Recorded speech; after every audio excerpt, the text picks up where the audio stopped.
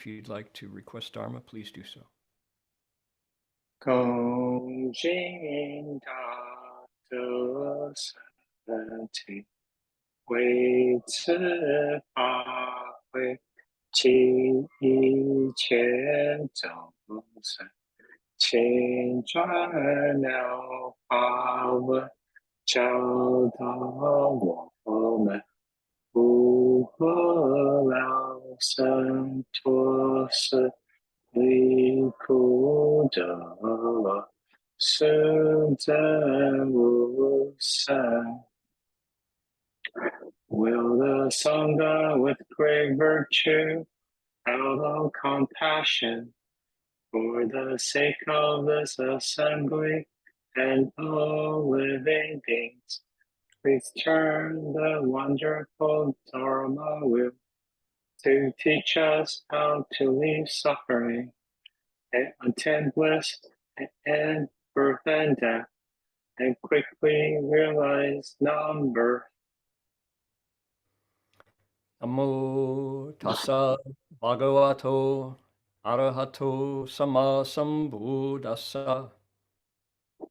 Namo tassa bhagavato arahato sama sambuddhassa. Homage to the blessed, noble, and perfectly enlightened one. Homage to the blessed, noble, and perfectly enlightened one.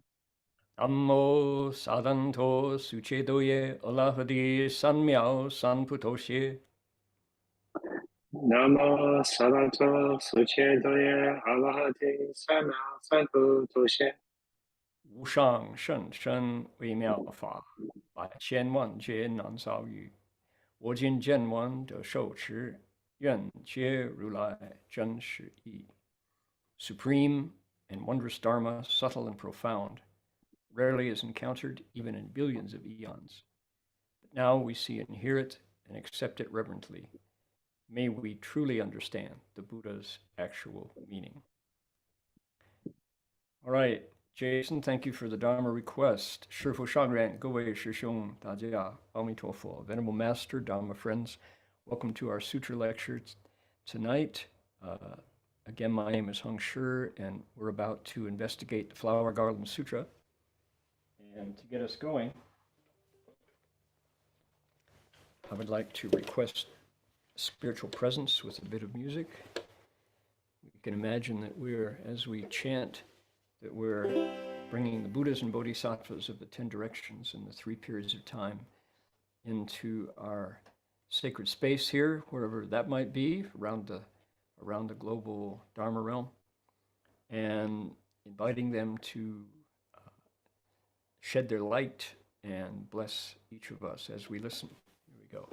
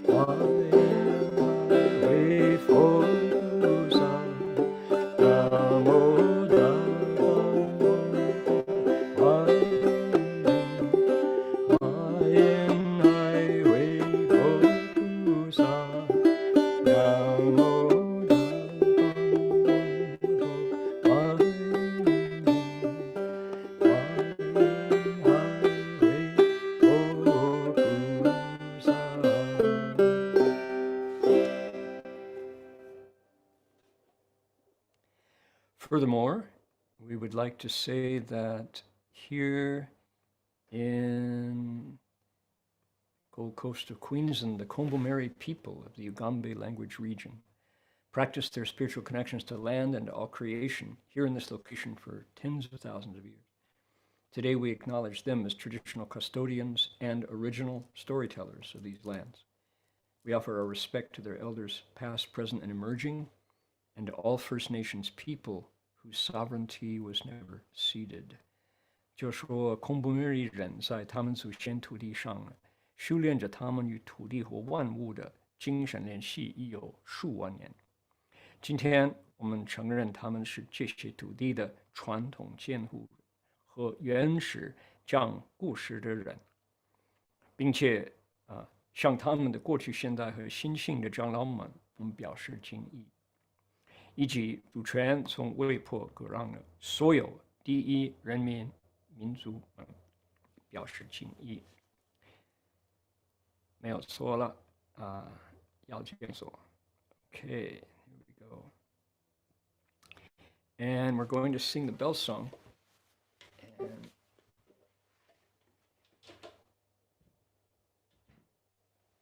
bell song is part of the opening ceremonies for Buddhist lecturers for thousands of years. The bell sound wide resounds throughout 100 million worlds.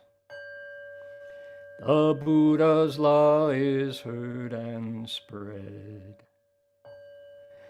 all throughout the triple world. The wondrous sounds that everywhere fill the Dharma realm with peace. May those who hear it gain the strength to follow in faith the Buddha's path. 众生传三界千业，佛法养万亿国中，共训其法界和平，利益保他诺后德。That's how they said it in those days, and that's how we say it today. Okay. So welcome to everyone, wherever you may be joining in. Some of you are listening to this lecture in a Vietnamese translation, and we want to express our gratitude to the tireless translators who take my words and put them into Vietnamese. Further, there are those of you who are listening in Chinese to a very, what do you say, very clear, very vigorous, very precise, and fluent Mandarin translation. Much gratitude. Those volunteers who took their Sunday afternoon, Easter Sunday afternoon, to translate my words into Mandarin. All right. 感恩各位. So, 还有呢，欢迎各位. Also welcome to all of you.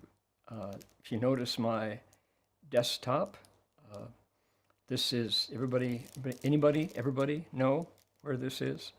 This is called Fei Lai Feng, the mountain range that flew in. A lot of stories behind that. But this is in Hangzhou, just across the street, actually. Just 5 minutes walking distance from Lingyansi in Hangzhou. Historic monastery. And many of the carvings in this rock that have been added to over the centuries, the carvings in this rock represent several centuries of skill, of artisans being inspired by the Dharma. Many of these were gathered during the Song Dynasty, which was the 11th century. So, 1,000 years old. Many of them represent Avatamsaka figures.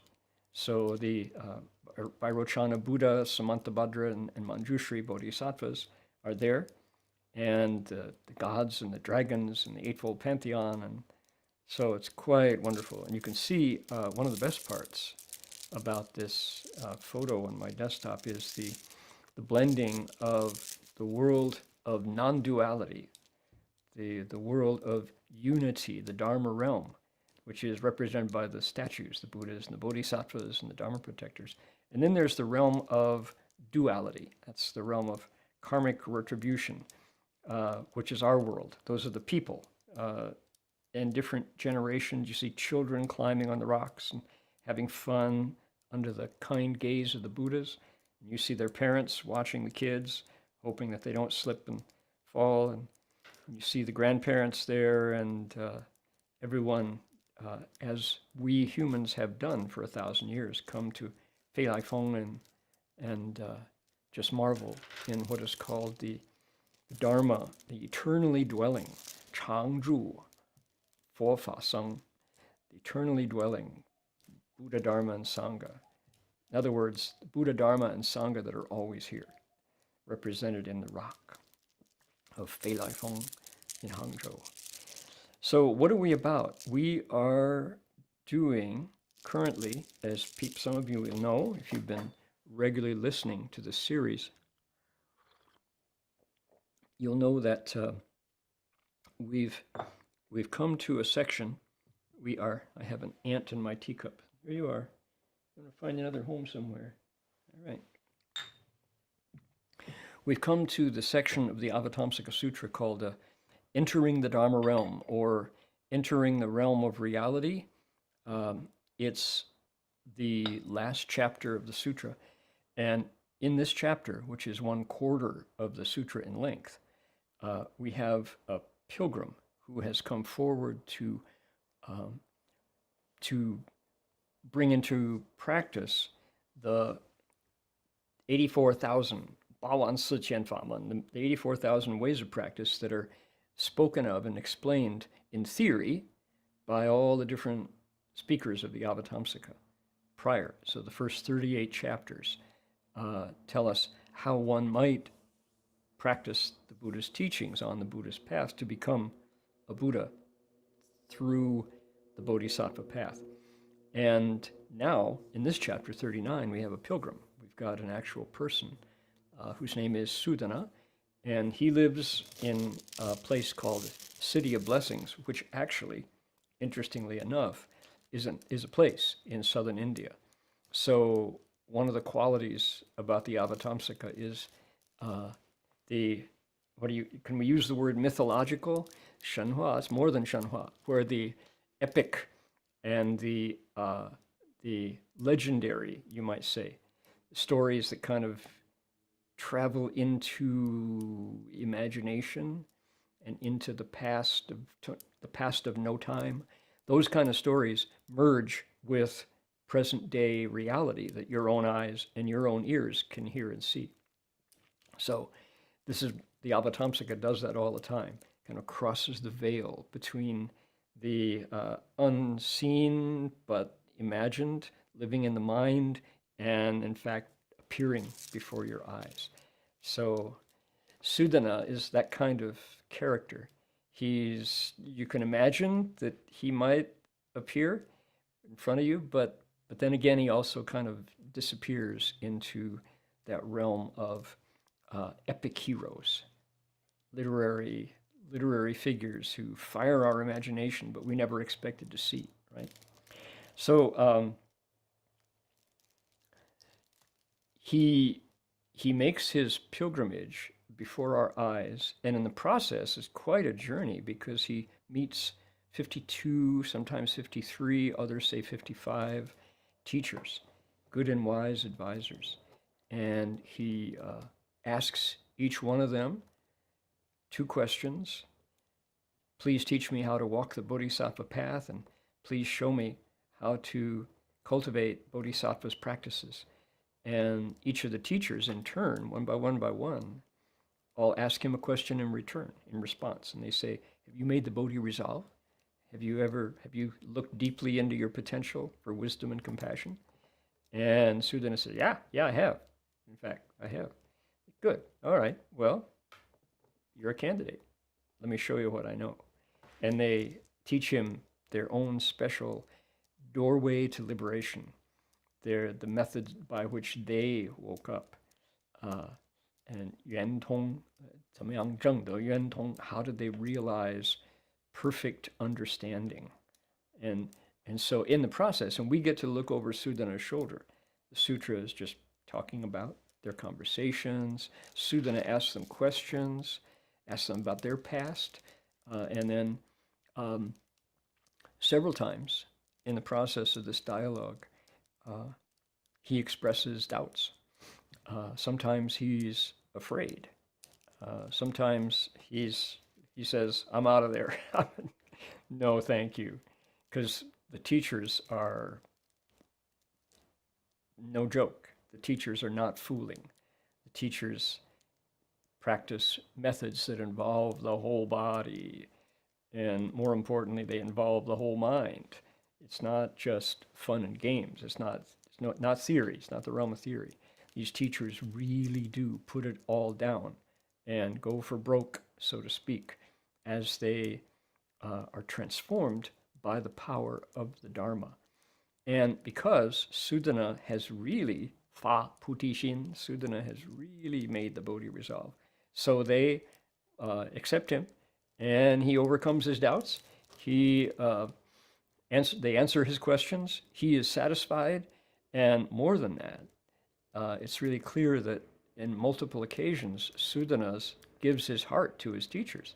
And the teachers, interestingly, this is another aspect of this pilgrimage.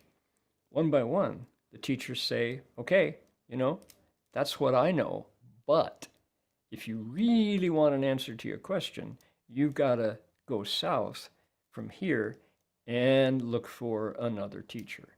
And here's his name, and I'll give you a recommendation. Here's my card. You give him my card and tell him that I sent you, and he'll teach you what he knows about the Bodhisattva path. And Sudana, when he's dismissed, class is over, the sutra is clear. It goes to pains to say, he cries, "Do I have to go? I don't want to leave you. You're terrific." "Yeah, you got to go." Oh, so he does a formal goodbye. He circles him, say, "Rao Wu Liang Za." He goes many circles, countless circles around them, just to show respect, bows at their feet, sheds a few tears, and then packs his bag and heads south. So the story is very human and relatable. Definitely, you can sense, I wonder if I could do that. What would it be like to walk in Sudana's footsteps? And it says that he does this for 12 years. It's a real journey, spiritual pilgrimage. And he goes through many, many changes. And in the process, wakes up. So, Yisheng Changban, he becomes a Buddha in a single lifetime. So that's why the story is just so beloved. However, it is little known. Many people never heard of Sudana, never heard of Mahayana Buddhism's epic story. Some people have, and it's been etched into buildings. How does that work? Borobudur in the island of Java in Indonesia is a stupa, and it was honestly, genuinely collected among the 7 wonders of the world, because it's a spectacularly beautiful, large stone edifice from, I believe, the 14th century. So it's architecturally quite marvelous, but even more than that, it's just beautiful. And as you approach Borobudur, it's it's pyramid shaped, but it's got layers and layers up to the top. And the outside of the bottom layer contains sculptures, friezes, that is, they're cut into the wall, of Sudana and each of his visits to each of his teachers. And you can still see them. You can actually, oh, there's Sudana. Oh, there's Manjushri. Oh, there's Maitreya. Oh, there's the Buddha. And so the stupa, the story of Sudana, little known as it is, it in Buddhist Asia moved kings to commission sculptors to turn the story into an eternal artwork, an artwork that will be available until the stones turn to dust, that is to say. So how incredible is that? That story, what would it be now? It would probably be comics, Avatamsaka comics and stories. And if I had a lifetime in which I could just snap my fingers and become gain the kind of skill that I wish I had, I would love to be an illustrator. Someone who can take an ink pen on a two-dimensional surface and make reality with depth come out of space with my fingers with a pen. That's my idea of a skill worth having. And I would I would illustrate the Avatamsaka as a life work. That would be marvelous, wouldn't it? Unfortunately, it won't be for me this lifetime. I don't have that skill. But you can see that Borobudur, where the Avatamsaka Sutra was carved into stone, and this chapter, mind you, the chapter that we're lecturing on, was turned into friezes, F-R-E-I-Z, into illustrations on the wall that come out of the stone. Not a fresco. Fresco is painted on. This is frieze, where they carved away the stone to have the image stick out. Oh, they're spectacular. And that's on the lower level, and you can go around slowly, and then you can go up as well. But to go up, it's really steep. There are stairs that you can go directly up from below, but wow, is it hard to go. Let's see. Okay. Question about the text here. Is the sutra text of chapter 39 available online? Not yet, but you can buy the published versions of this text with Master Hua's commentaries. That's worth knowing. And if you know where to go, I think Jerry probably knows the address, but let me type it in there anyway. It's BuddhistTexts.org, O-R-G, not O-R-T, BuddhistTexts.org. Go out to that website, and you'll look for Entering the Dharma Realm, and they're available there for sure. So anyway, Borobudur, and you have to take big steps because the steps are made for giants, apparently.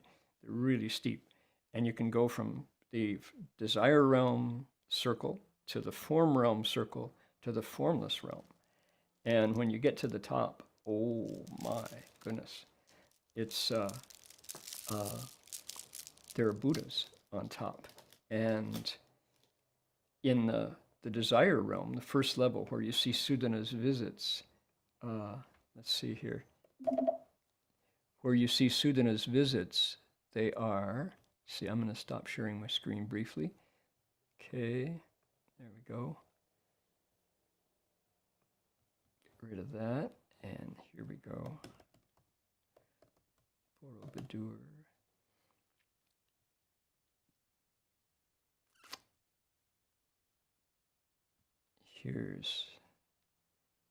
So let's, I have some on my desktop, have some in my photo stash, but the better ones probably are online.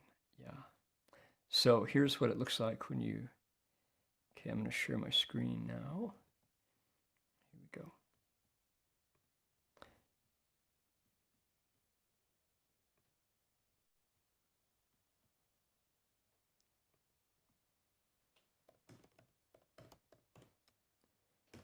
Borobudur. There we go. Okay. So you can see this is what it looks like from below. Quite marvelous. And this is what it looks like from above.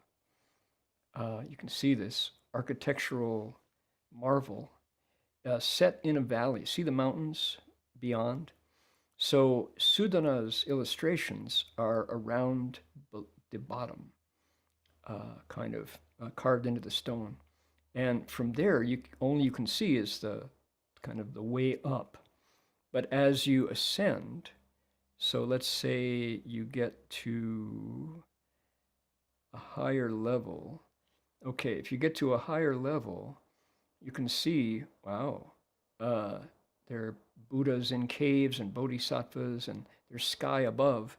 And then when you get to the top, oh my goodness, there's only sky above. Excuse me. And Buddhas.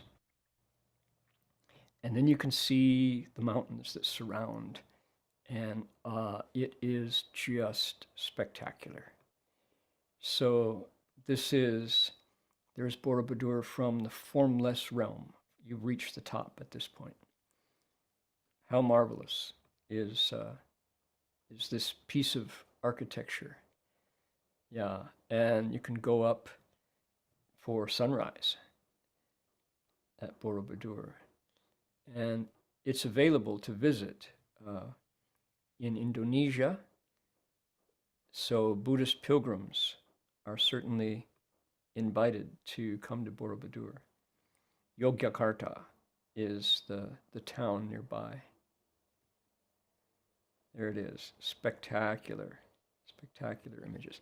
Okay, so this is what I'm describing is the, let's put that away.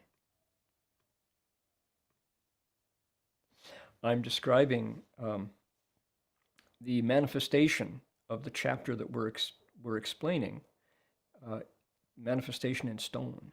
Now, what you're seeing on your screen is different. This is in China. This is Fei Lai Feng.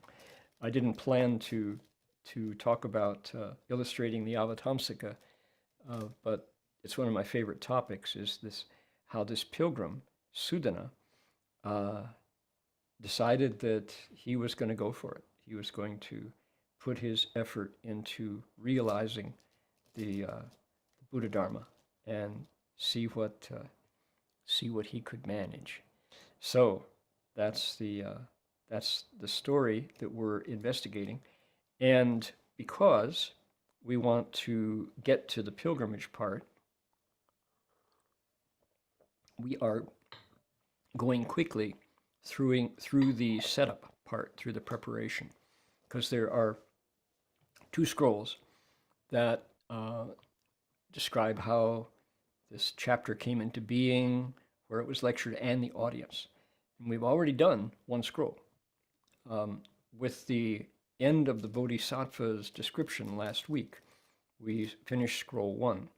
Now we're launching into scroll 2, or chapter 2, you could say, of subchapter. And we're going to find out who else was there. And it's kind of surprising.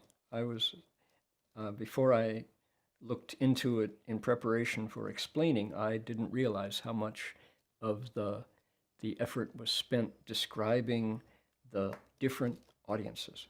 So that's where we are today. With that in mind, hey, let us launch into today's text.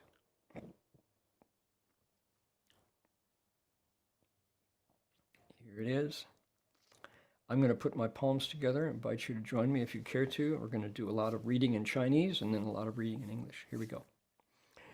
于是上 oh no sorry I've got that's correct. There it is. Here we go. 于是上首诸大声闻舍利弗大目犍连摩诃迦摄离婆多须菩提阿耨罗陀难陀揭毗那迦旃延富卢那等诸大声闻在湿多林皆悉不见如来神力，如来言号，如来境界，如来游戏，如来神变，如来尊胜，如来妙行，如来威德，如来住持，如来静刹。One more line. 亦不得见，亦得不见. Okay. There we go. Here we are. At that time, the great Shravakas, who were leaders in the assembly, Shariputra, Mahamagayana, Mahakashyapa, Rebata, Subhuti, Aniruddha, Nanda, Kapina, Katyayana, Purna, and the other great Shravakas who were at the Jeta Grove could not perceive the thus come one's spiritual powers, the thus come one's wondrous adornments and characteristics, the thus come one's states, the thus come one's playfulness, the thus come one's spiritual transformations, the thus come one's noble supremacy, the thus come one's wonderful practices, the thus come one's awesome virtue, the thus come one's protection, the thus come one's pure kshetras. All right. It's very tempting to start to explain. And we've said that we're not going to do that. We're going to point to it and kind of give a kind of an outline. And if there are significant points that require comment, we'll just do that briefly, but we do want to get through. So I'm not going to make extensive commentary. This is a beautiful place. If you're the commentator, if you're the monk or nun who is explaining, you've got lots of stories here. So we could spend lots of time talking about the great Shravakas. These are real historical figures. Shariputra, Madhyayana, and Mahakashyapa, in particular, those three who we know quite a bit about. Shariputra, his mother, was supposed to be extremely beautiful, and she had eyes like an egret. And if you've ever seen an egret, oh boy, these birds have large, expressive, beautiful eyes. And Shari was the mom. Her son was known as son of Shari. Putra is son. And Shari, in a country where the power is transmitted in the female line, it's matrilineal, as India was at the time. So Shari, and if you named your puppy after Shari, you should be very happy because it's quite a beautiful. You have a beautiful antecedent there, a beautiful historical figure from whom your name comes. Some of Shrifu's disciples named their daughters after Shariputra. So Shariputra was foremost among with wisdom, and he does figure. He is here the leader. His name comes first among the other great Shravakas. There were supposed to be 500 of them in all. He appears following Manjushri, Bodhisattva, and he has 6,000 bhikshus whom he is training, who travel with him. So Shariputra is the Yuanzhang. He's the chancellor of the Bhikshus University, teaching monks how to cultivate the way to liberation and to become teachers of others, sharing the Dharma. And he is most impressed by Manjushri because there is a difference between the great wisdom of Shariputra and the greatly wise Manjushri Bodhisattva. So, as I say, each of these figures, Madhyayana, who is foremost in psychic abilities, and who, when we talk about the Ulambana story, one of the most famous stories in all of Asian history, Mu Lian Jiu, Madhyayana saves his mother. Madhyayana, this very monk here, is the one who had foremost among the psychic powers, and yet his mother was suffering as a ghost in the hells. And Madhyayana tried to save her, to end her suffering and sorrow, but he couldn't until he went to the Buddha and asked the Buddha for help, and the Buddha gave him the Ulambana Dharma, where lay people make extensive offerings of the requisites, things that monks and nuns need to support their spiritual search. And in return, the monks and nuns recite sutras and mantras and vow repentances, and they transfer the merit and to mothers of 7 generations past, and mothers and fathers, and they attain liberation. So the Buddha says, you can do that, and Madhyayana says, oh, thank you, world honored one, thank you, thank you. So they do it. He gets the whole Sangha involved on the last day of their rains retreat, when everybody is still assembled.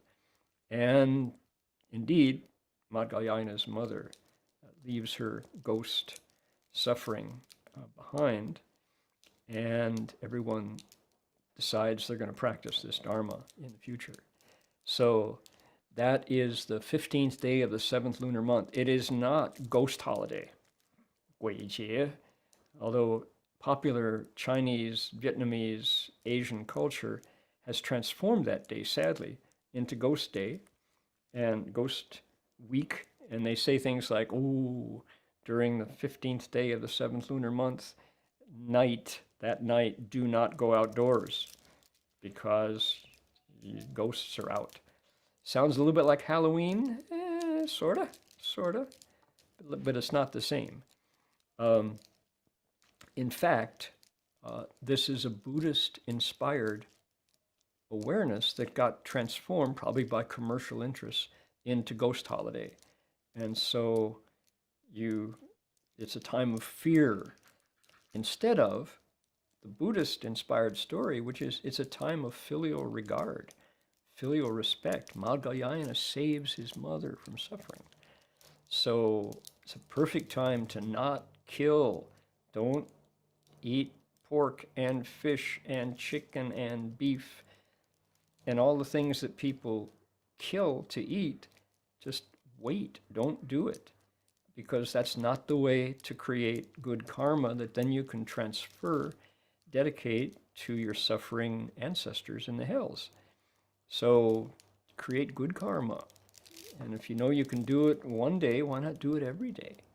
So that's the time. That's how we should appreciate that 15th day of the 7th lunar month, and Madhyayana, who was this reason for this story. So one of the great Buddhist stories. We're introducing it here in the West, and who's to say that on the arising of science, now of artificial intelligence, gives us any other benefits to our humanity? In a time when machines are going to be doing so much of our work, these stories are even more important to keep alive, because they're rooted in genuine human experience of the heart and kindness. And we don't have to go anywhere or add any batteries to find this resonance in our hearts. It's inherent, it's innate. So that's, as I say, this would be a wonderful place for a sutra lecturer to spend weeks unpacking each of these stories. We're not going to do that today, just a spoonful. Here we go. Now, the point of this whole paragraph is, guess what? The great Shravakas could not perceive. Taman Buddha Jian, they couldn't see what was really going on in the Jade Grove. They saw the Buddha, they saw the Bodhisattvas, but look what they couldn't see. The spiritual powers, the adornments of the body, the 32 hallmarks, the states, the playfulness. The Buddha's having fun. Yoshi, it specifies that the Buddha was enjoying teaching. Spiritual changes, the supremacy, the practices, the virtue, the protection, the Buddha lands, didn't see any of it. Why not? It says because in the past they didn't plant these seeds. They heard the Dharma, maybe didn't believe it, or they were with friends who poo-pooed it. They were with parents who were too busy making money to give the kids a chance to hear the Dharma. They didn't have images in their homes. They didn't see the Sangha. They didn't have the monasteries, or they drove right past them. Or they were just too mischievous, too naughty to spend time when in past lives with the Dharma. So as a result, they were able to leave home for personal benefit out of fear of falling, fear of becoming an animal or a hell being or a ghost, but they were not drawn by their heart, by the kindness and compassion. So the words used by our Tang Dynasty translator and interpreter, Master Chengguan, is they didn't have the zhong, they didn't have the seeds, and they didn't have the da yin, the causes, the planting of these potentials. So their qi, their affinities were not here. And yet they still heard the Buddha's teaching and awoke to the way. Their suffering is over, but they're not included among those who get the Avatamsaka's incredible adornments, incredible inspiration. And, you know, so I'm going to stop sharing my screen here. This is an important aspect of this second scroll of the sutra.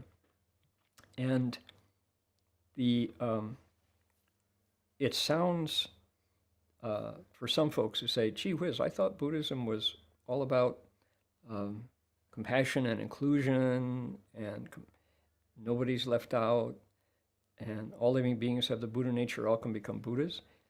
And yet there are differences. And that's what Master Chengguan points to in his commentary here. Is he says, yeah, there actually there are differences. And he goes on to explain. He says, some people, when the thunder rolls outside, you have a big thunderstorm, and the thunder cracks and booms, the deaf can't hear it. And the sun is shining brightly outside. It's just past noon here, 1 o'clock plus. And the sun is brilliant today, sunny day. And at night, the moon shines. We're going through the full moon. And the blind can't see it. He said, that's what it's like. There are differences. And so the great disciples, the great Shravakas, the great voice hearers, they do hear the Buddha's voice, but not what bodhisattvas hear and see. And it has to do with the degree that your mind opens. Some folks open a bit and are generous and live to serve. Others' minds are not open. They're stingy. They hoard. They want it for themselves. They fear losing, and so their fists are tight. And they can open, but at the time that the Buddha is displaying his psychic abilities and the bodhisattvas are here, learning how to teach others, the voice hearers are not. And the sutra goes on to explain this at some length. Should we investigate? Let's do that. Let's find out what the sutra says.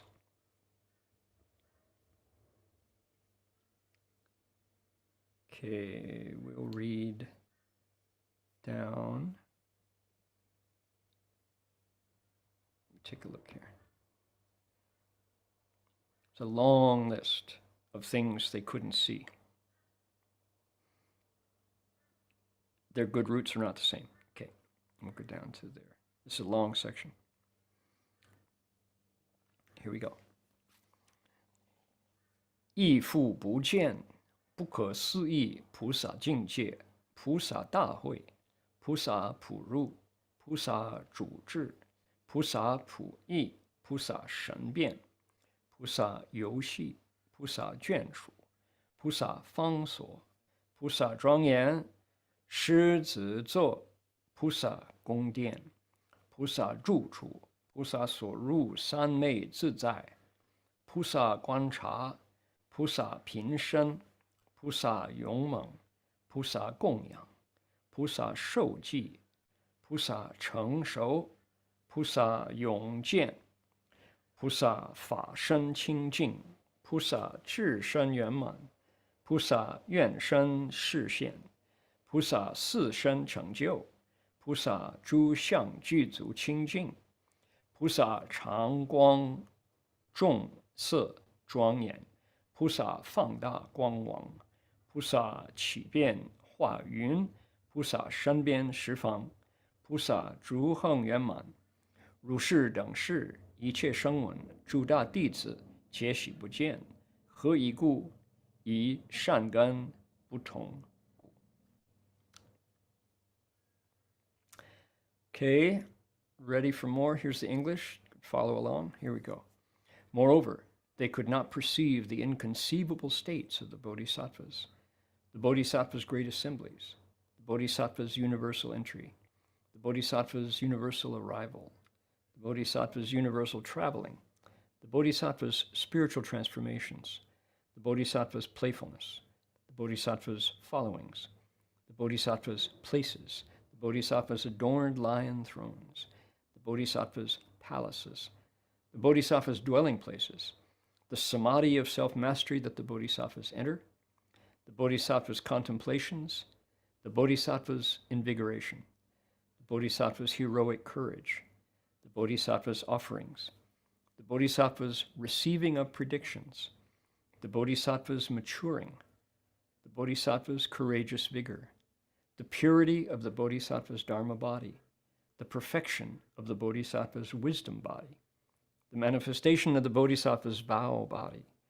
the accomplishment of the bodhisattva's form bodies, the bodhisattva's hallmarks, entirely wholesome and pure, the bodhisattva's perpetual radiance and varicolored adornments, the bodhisattva's constant emitting of a great net of light, the bodhisattva's creating clouds of transformations, the bodhisattva's bodies that pervade the 10 directions, and the bodhisattva's practices that are brought to perfection. None of these states were perceived by the great Shravaka disciples. Why is that? Because their good roots were not the same. Whew. Yeah.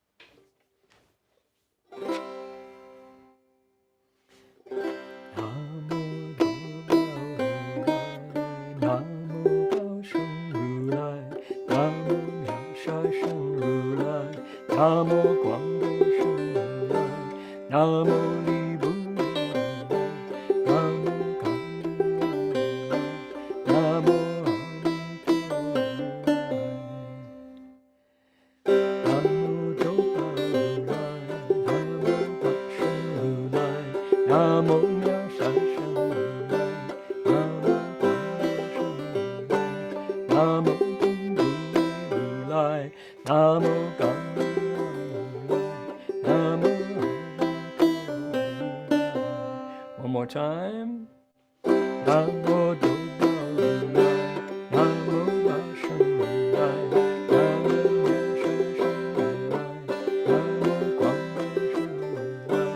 Namo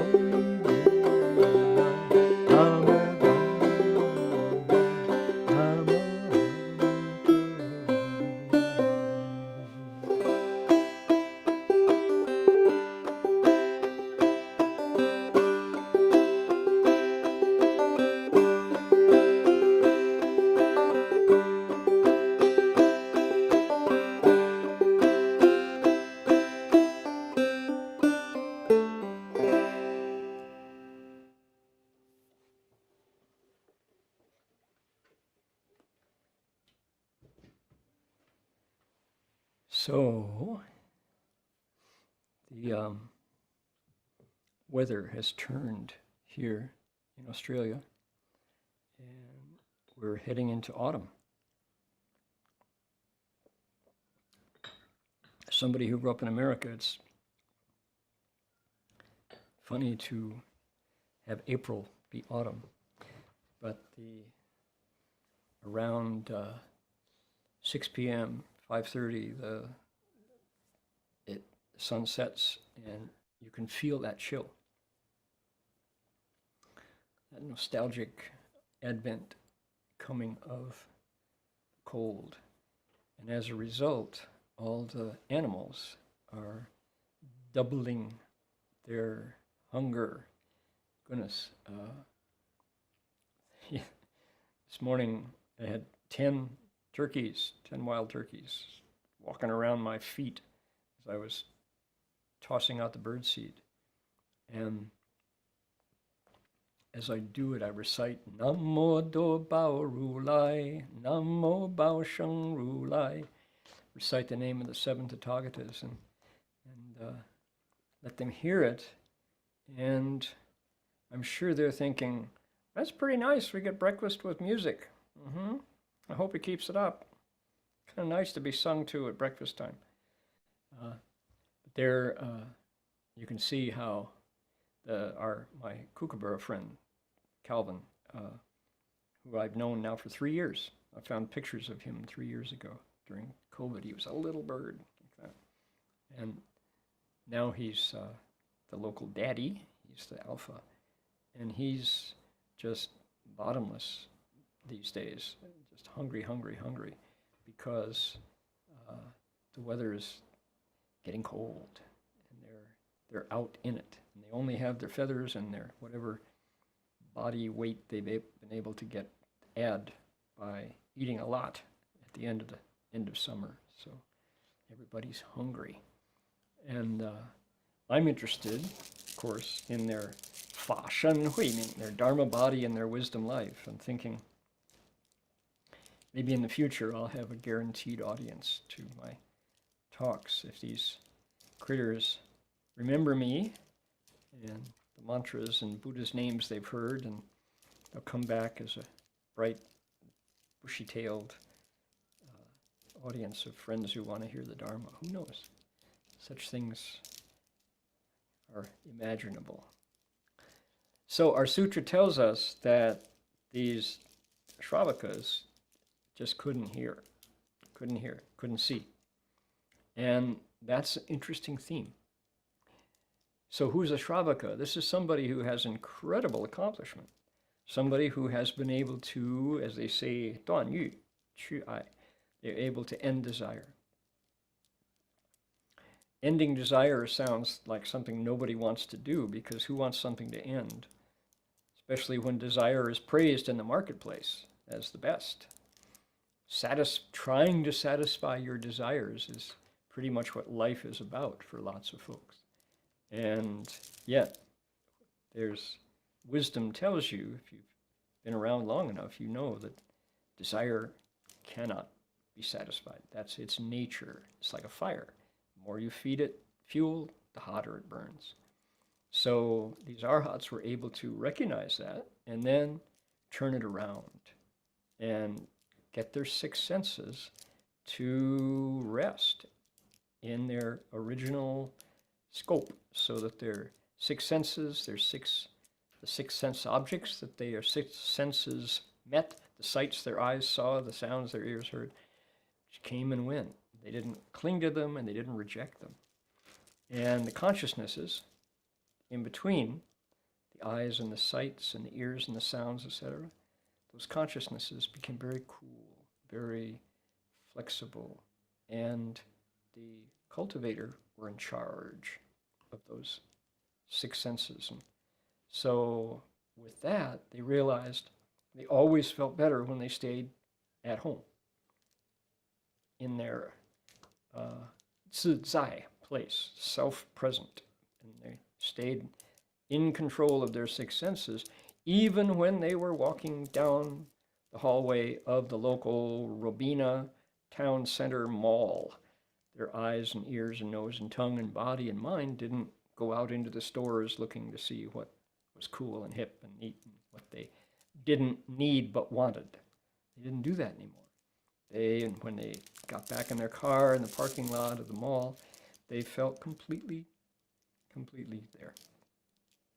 They were all there. They hadn't lost their energy in the realm of desire.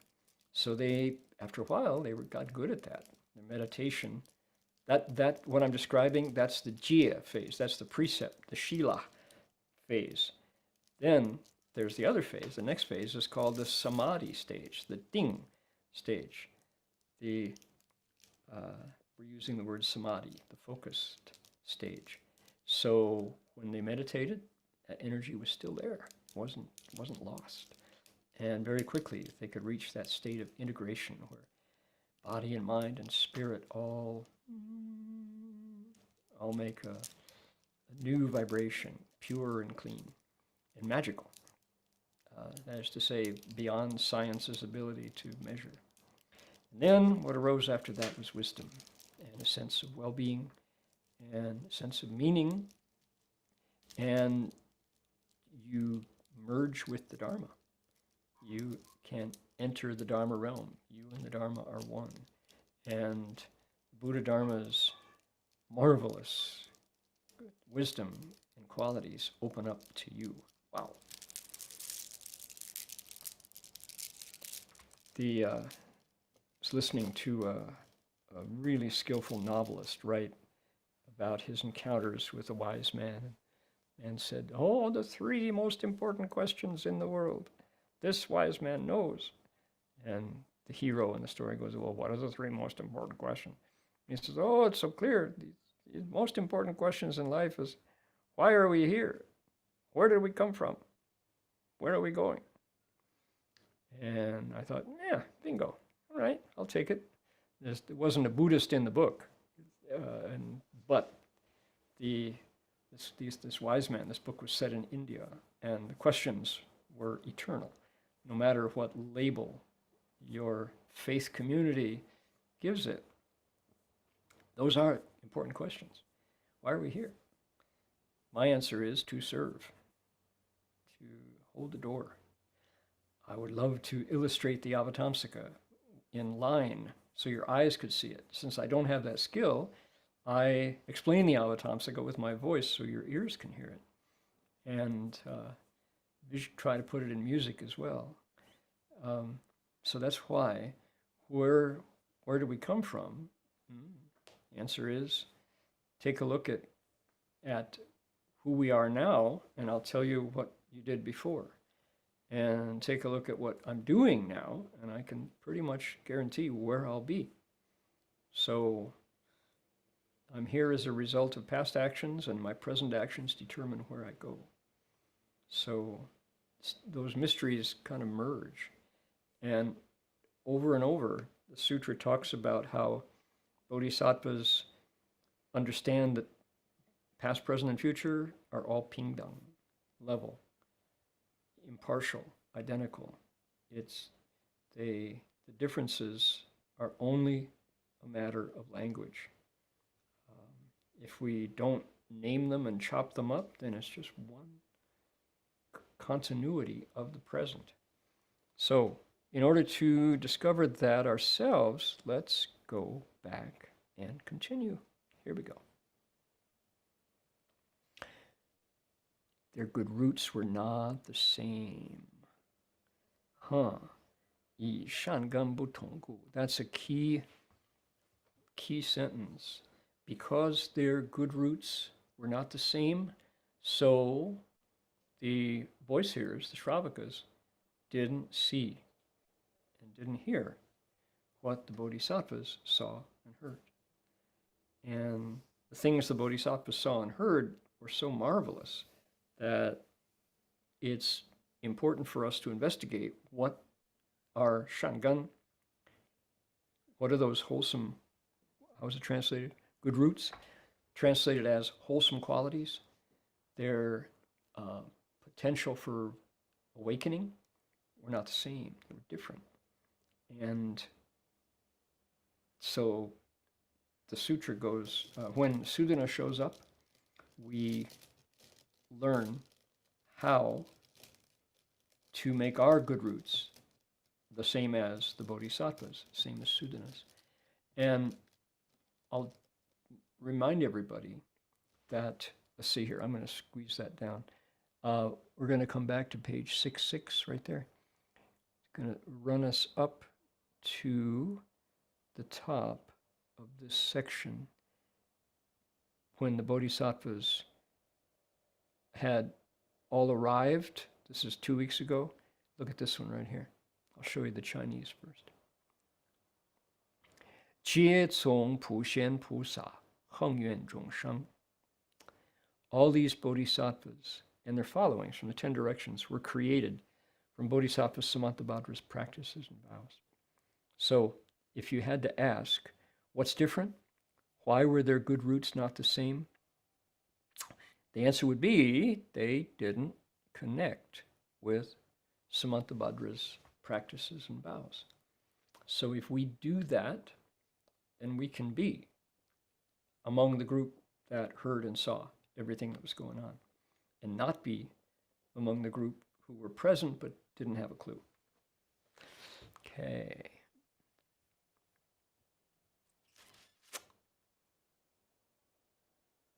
Coming down to that paragraph. It's long.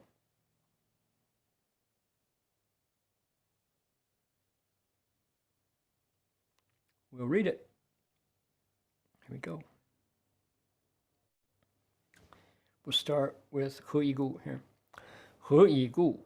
以善根不同故，本不修习，见佛自在善根故，本不赞说，十方世界一切佛刹清净功德故，本不称叹，诸佛世尊种种神变故，本不于生死流转之中发阿耨多罗三藐三菩提心故，本不令他住菩提心故，本不能令如来众性不断绝故，本不摄受诸众生故，本不劝他修习菩萨波罗蜜故，本在生死流转之时，不劝众生求与最胜大智眼故，本不修习生一切智诸善根故，本不成就如来出世诸善根故，本不得严净佛刹神通智故，本不得诸菩萨眼所知境界故，本不求超出世间不共菩提诸善根故，本不发一切菩萨诸大愿故，本不从如来加倍之所生故，本不知诸法如幻，菩萨如梦故，本不得诸大菩萨广大欢喜故，如是解释普贤菩萨智言境界，不与一切二圣所共。Okay, long, huh? 20, not just 10, but 20 reasons.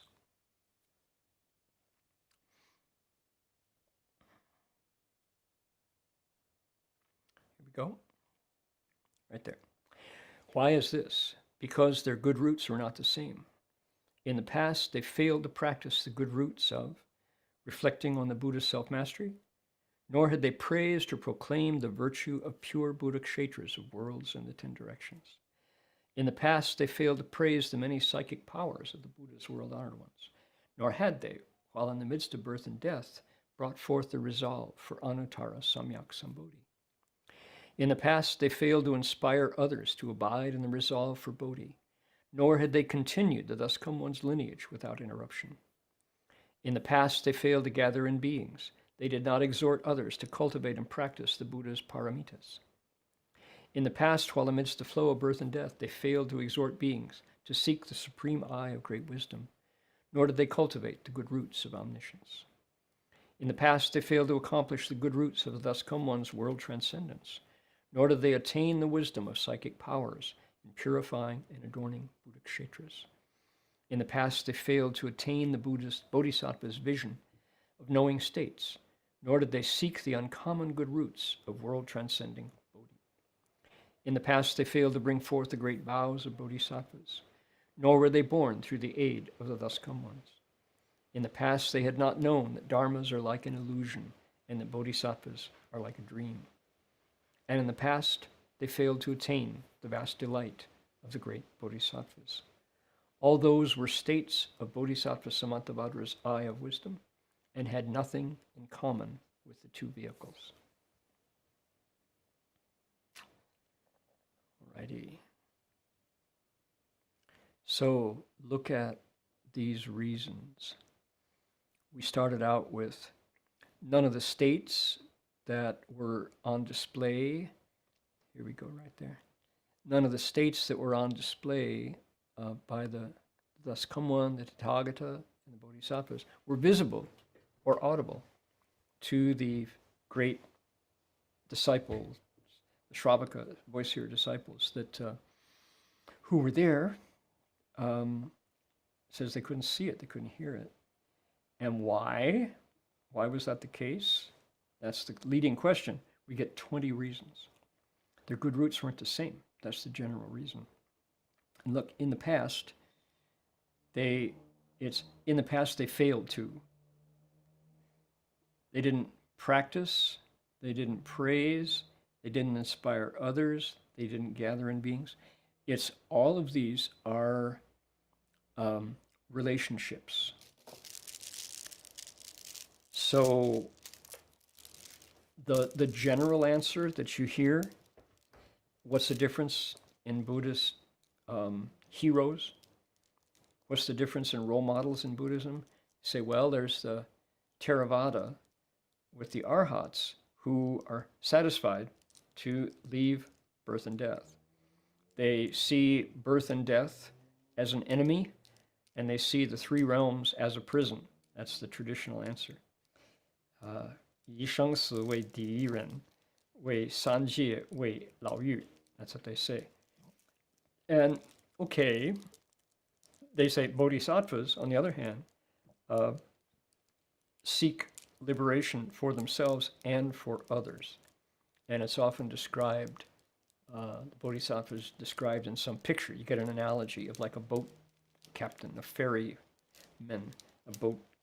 ferry boat captain who crosses over from birth and death and rebirth, which is samsara, cross the stream of afflictions, which is often described as a flood of troubles and worries and miseries and blues and all the stuff that goes wrong. Worries and anxieties and all those issues that we have just by being alive in a body in the world, and takes us to the other shore of nirvana and sets us down safely, and then does the amazing thing, goes back across, picks up another boatload. So that's the bodhisattva, and they're described as one is less selfish than the other. And so that's the traditional explanation. And so here we are, wanting not to judge as inferior the accomplishments of an arhat. And the sutra doesn't help. The sutra says, yeah, not as good. There's sheng and there's lie. They say there's sublime, victorious, superior, and then there's inferior, losers, poor, not as good. Lie. What are we talking about? Potentials, mindsets, hearts. And so you go, okay. So why is the sutra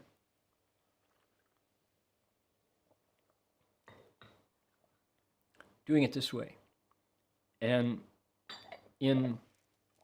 once you look into it, you discover it's really not a value judgment. It's not a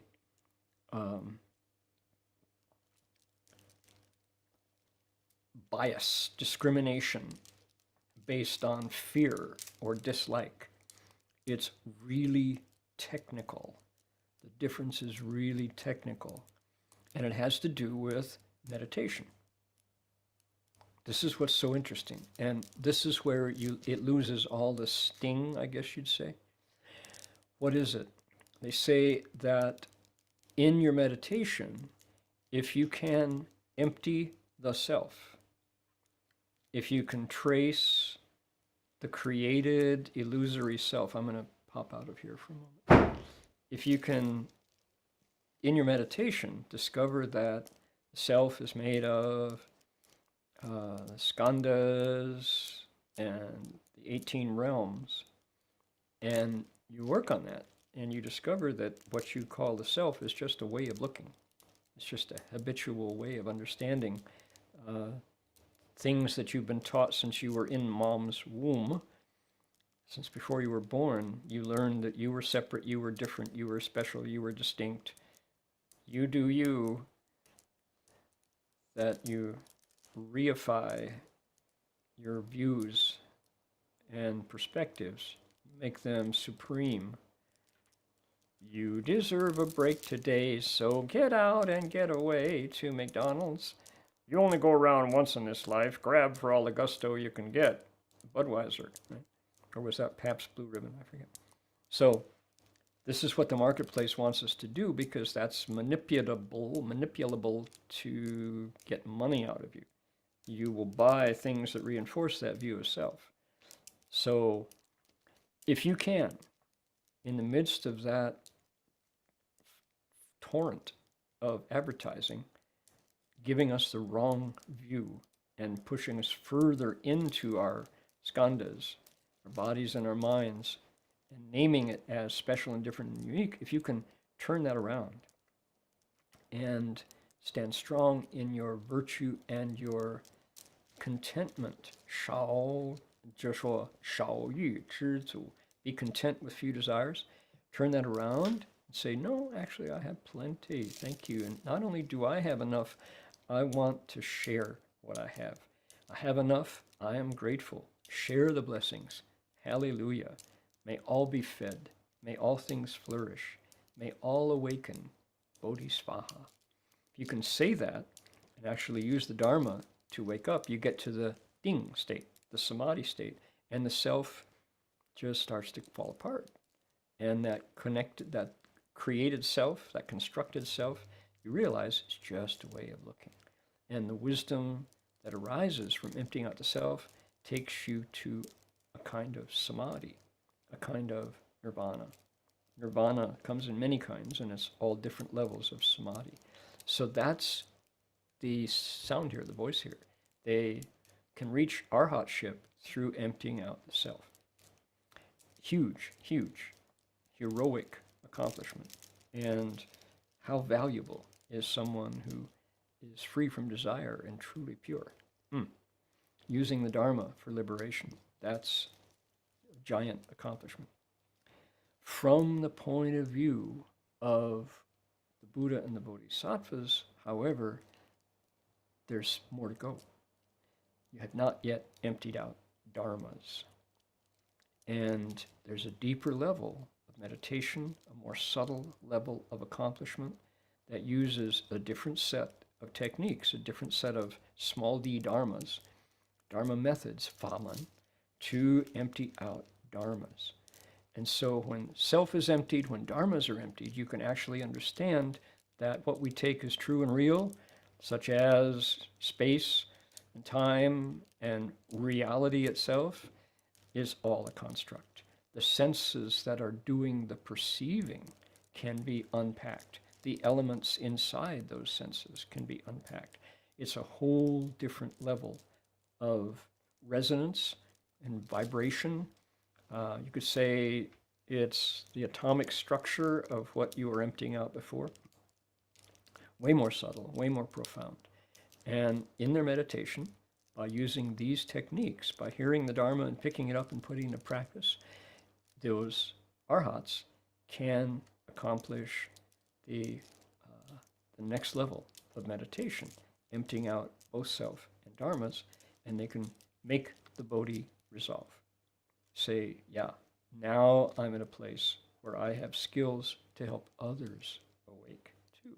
And from my point of view, when I understand the identity of all things, because I've emptied them out in my meditation, I realize that my awakening is dependent on, is connected to entirely others' awakening. And their suffering and my suffering are no different. And my goal is to wake us all up entirely, because I'm already beyond the suffering of pain. Pain is no longer suffering because I've been able to understand the thing that feels pain, the thing that suffers, and it's now under my control. And at that time, compassion arises, when you can truly use prajna paramita. At that point, when you can empty out self and others and dharmas. Oh my goodness, that is the liberation of the bodhisattva. So from that perspective, this is not a criticism of someone who's inferior to you, who's a superior bodhisattva. That's not the point of this critique. It's to say there is more to go. Don't stop here. There's much more to wake up. And the very same Buddha nature that has put an end to what is called section birth and death, sectionalized unitary birth and death, can then go on to put an end to what is called transformation, change, birth and death. And at that point, oh my goodness, the liberation of the bodhisattva, we just heard about it in the sutra. The kind of things that you're able to understand and master then are hard to compare. So that's why here's our sutra. And it says, look, these cultivators couldn't see the great Shravaka disciples couldn't see what was really going on because their good roots weren't the same. They didn't reflect on the Buddha's self-mastery. They didn't praise their psychic powers. They didn't inspire others to make the Bodhi resolve. They didn't gather in those beings and exhort them to cultivate. Notice these relationships. So this is Buddha Dharma cultivated within the community, cultivated in a circle with others watching, not off in a cave, all alone, cooped up in an attic in the marketplace somewhere. So bodhisattvas did, amidst birth and death, exhort beings to seek wisdom. They cultivated omniscience. They did accomplish the good roots of the Tathagata's transcendence, world transcendence. They got the wisdom of psychic powers. Bodhisattvas did attain Bodhisattva's vision of knowing states, etc., 20 of them. They're all states of Bodhisattva Samantabhadra's eye of wisdom, and they had nothing in common with the two vehicles. Okay, there we go. One more paragraph, and then we're done for today's passage. Here we go. 以师因缘主大声闻，不能见，不能知，不能闻，不能入，不能得，不能念，不能观察，不能筹量，不能思维，不能分别。是故虽在十多林中，不见如来诸大神变。Because of such causes and conditions, none of the great Shravakas could see, could know, could hear, could enter, could attain, could be mindful of, could contemplate, could consider, could ponder, or could distinguish those states. Even though they were present within the Jeta Grove, they could not see the great psychic powers of the Thus Come One.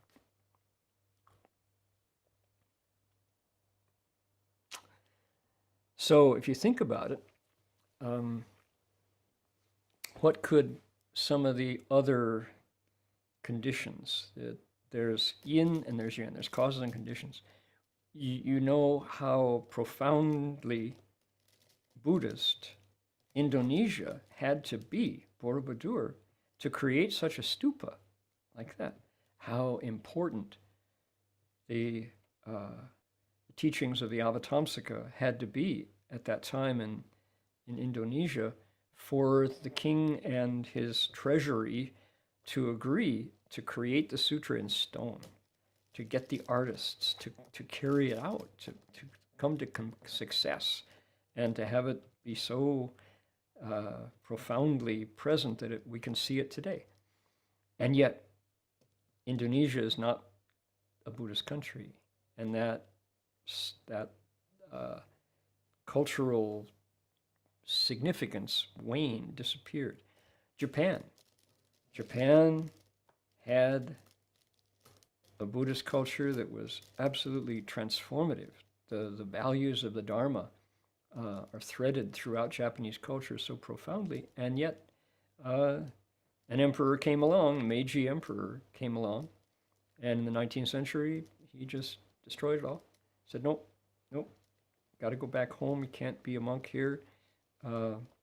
Thank goodness they didn't destroy the sutras, but they destroyed the Sangha order.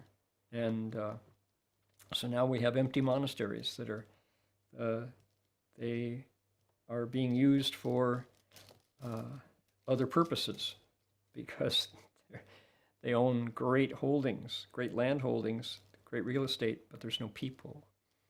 So places where the Dharma has been, other conditions can come along and say, no, this is not a time anymore.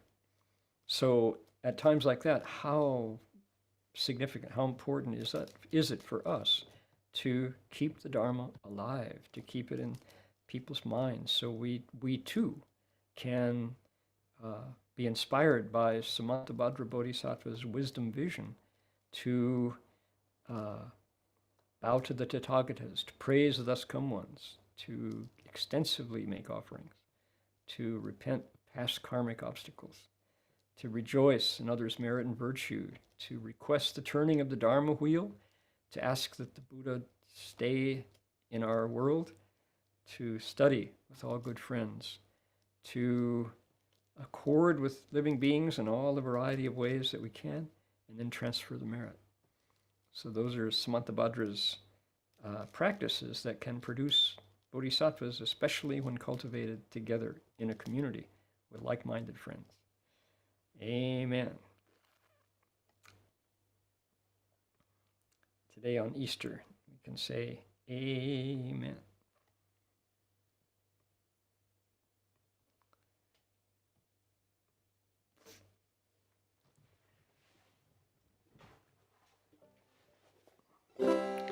Thus I have heard that the Blessed One was staying in the town of Shravasti, residing at the Jada's Grove in Anathapindika's Park. Then in the dark of the night, a radiant Deva illuminated all the Jada's Grove. She bowed down low before the Blessed One. Then standing to one side, she said, Devas are concerned for happiness and ever long for peace. And the same is true for humankind. What then are the highest blessings? Avoiding those of foolish ways, associating with the wise, honoring those worthy of honor. Join me. These are the highest blessings. These are the highest blessings. Living in places of suitable kinds, with the fruits of past good deeds, and guided by the rightful way. These are the highest blessings. These are the highest blessings. Accomplished in learning and craftsman skills, with discipline, highly trained, speech that is true and pleasant to hear. Here we go. These are the highest blessings. These are the highest blessings. Providing for mother and father support, cherishing family, ways of work that harm no beings. Ready? Together. These are the highest blessings. These are the highest blessings. And there's more. But we'll save it for another day. Those are the highest blessings. I wanted to encourage everybody to go right over to dharmaradio.org and do a good deed, and we will send you music in exchange for that good deed. From Serbia, Nina says, my good friend complained to me how his anxiety has been awful lately. It's kept him awake at night. Told me how he feels, like he needs a silly little stuffed animal to hug at night to help. So, while I was at a bookstore looking for something to get myself, I noticed that they also sold cute stuffed bunnies. I thought that I could get it for him, and he loved it. I don't know if it helped much because he never told me, but he did say how he sleeps with it every night, which made me quite happy. Look at the cute rabbit. Appreciate our volunteers who keep these stories moving. And you have to go to dharmaradio.org. Let's do that. Let's go out to dharmaradio.org right there. And you can go to Good Karma Music. This beautiful illustration. New Kamaldali Benedictine Hermitage, where they're celebrating Easter tomorrow for sure. Go to Good Karma Music, do a good deed, share your story, and take your pick of Buddhist stories and songs. More to come, by the way. Got a new album soon to be released. Tell us what you did, and then you can read all the other stories. Volunteered to help a school prepare to launch a competition. I hope to download Dedication of Merit so I can formally transfer merit from any small acts or thoughts of kindness. Grateful for the project. Amen. Hallelujah. All righty. Let's see here. There's a question on, let's see. Okay. Jensen says, others have said we recite the Buddha's name at night. We should recite it silently or the ghosts will feel pain. Is that true, Dharma Master? Not true.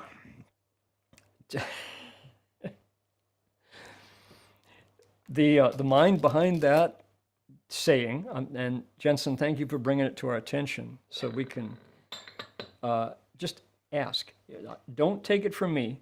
Listen to your own wisdom and say, is the purpose of that sounds compassionate? You don't want ghosts to feel pain. So as a result, you don't recite the Buddha's name. The purpose behind that kind of staying is to get you to stop reciting the Buddha's name, right? How could that, if that were true, how could that increase goodness in the world and get you to cultivate more? Just ask yourself. And the answer is, it couldn't. The answer is, that's going to get you to recite less. Recite silently so the ghosts won't hear it. Come on. How many people recite the Buddha's name to begin with? Not very many. So you're going to tell them that don't do it out loud. So there'll be fewer of them. Not true. Not true. Okay, Jinwei Shi, would you like to guide us through this week's Berkeley Monastery events? I'm very happy to do that. Hello, everyone. All right. Hi Here there. at Berkeley Buddhist Monastery, and happy to announce, and we have a few important events. Maybe start with retreats. This June, from June 3rd to 10th, when you see on the screen, we have an retreat in person. It's mindfulness to heartfulness retreat and Sudana Center in Ukiah. And it will be led by our senior teachers, senior disciples of Master Shenhua, the Master Heng, the Nan, and Doug Powers and Marty Verhoeven also confirmed that he will join. I recommended to go to the website. You can see all different options. You can see that the cost is $500, but also the other ways of contributions are available. So there discovered different types of capital that people can contribute. It's not just money. If someone cannot have any resources, we can provide discovered another resources and explore them. It can be meditate more, do act of kindness, and so forth. So this is in June. And we have regular lectures. Yesterday, Marty was lecturing on Avatamsaka Sutra. Tomorrow, Rav Heng will continue the series of lectures on Avatamsaka Sutra, but it will be a different channel, different YouTube channel, City of 10,000 Buddhas Live. You can find, and Dharma, so you can go down a bit. Yes, we are here. You can join through Zoom, or it's even provided Vietnamese translation, but also you can watch through Zoom. So it's Sunday from 7:30 to 9. And we, of course, have our everyday ceremonies, morning ceremony, evening ceremony, and noon recitation. You can join through Zoom or you can join through YouTube. And the last announce is about upcoming Buddha Root Farm in Oregon. So, Dharmasa, can you type in the... we have a website, and now this is updated. And you remember what it is? It's Buddha.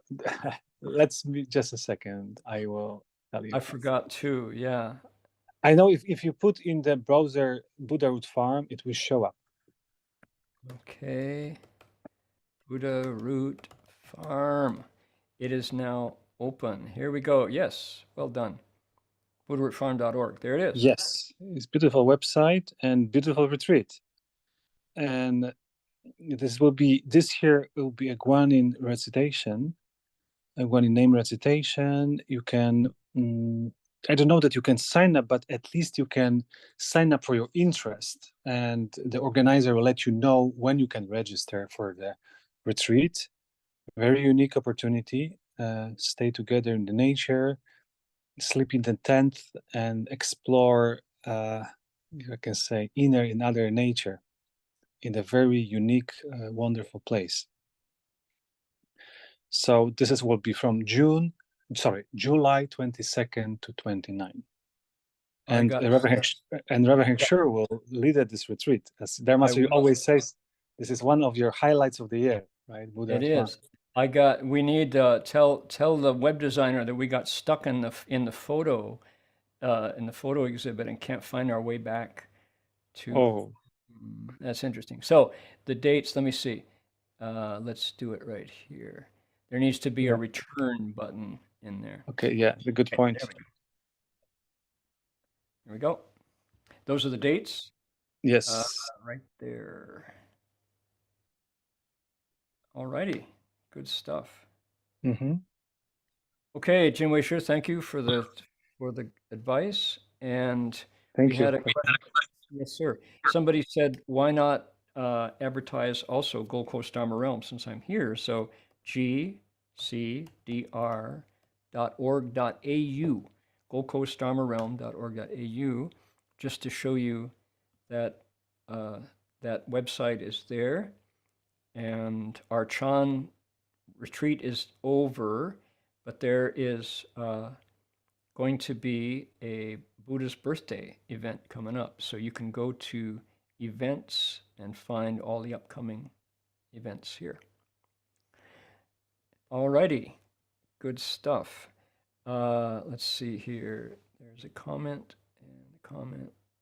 So we have Jensen says that he will happily be our guide to Borobudur when we come to visit Indonesia.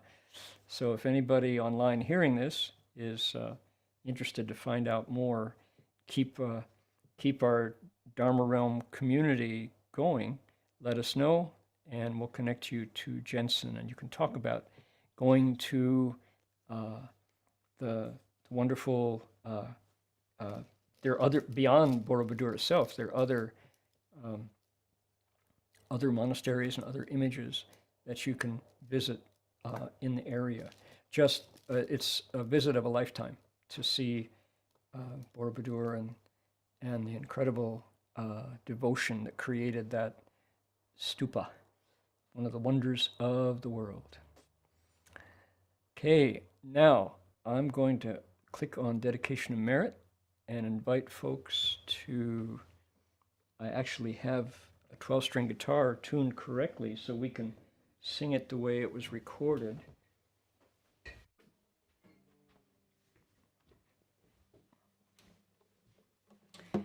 If you have the Paramita album and you hear Dedication of Merit, it was recorded on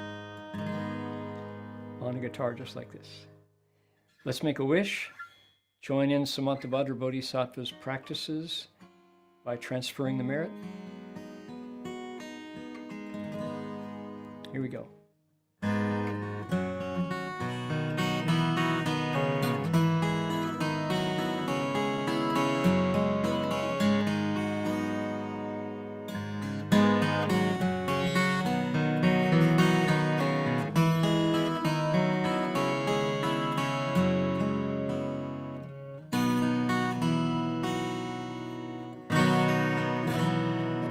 May every living being, our minds as one and radiant with light, share the fruits of peace with hearts of goodness, luminous and bright. If people hear and see, our hands and hearts can find in giving unity. May our minds awake to great compassion, wisdom, and to joy. May kindness find reward, all who sorrow leave their grief and pain. This boundless light dispel the darkness of our endless night. Because our hearts are one, this world of pain turns into paradise. May all become compassionate and wise. May all become compassionate and wise.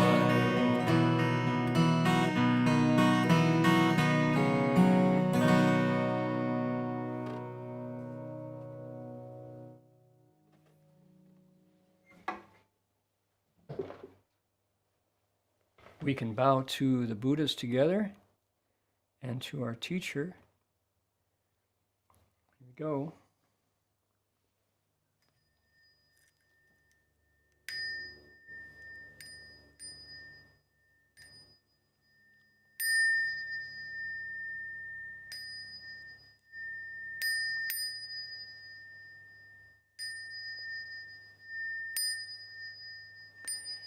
Bow in respect to the Venerable Master.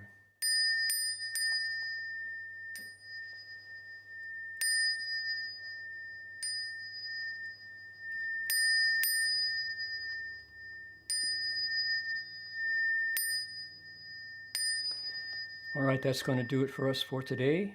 See you all next week. Amitofo. Bye, everybody.